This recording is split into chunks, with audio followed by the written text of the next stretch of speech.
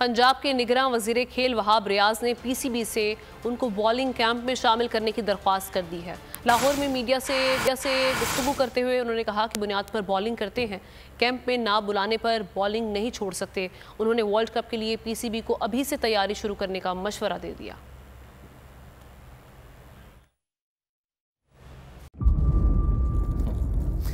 इंतजार था ना, चलो इस बार वो करते हैं जो इससे पहले किया ही नहीं। किस्मत की आंखों में आंखें डाल के जीतना होगा। सब में है शेर जैसी राह, जर्रा जर्रा भी हर कंटेस्टेंट को लगेगा पहाड़। लड़खड़ाना नहीं है, खोल दो अपने पंख अगर आसमान छूना है। अबे लग रहा है ये सब पहले भी कहीं सुना है। एंटरटेनमेंट की गारंटी जनाब, क्योंकि यहाँ खेलोगे कूदोगे तो बनोगे नवाब। खुश रहो पाकिस्तान। खुश रहो पाकिस्तान, बुध और जुमेरात शाम 7 बजे सिर्फ बोल एंटरटेनमेंट पर।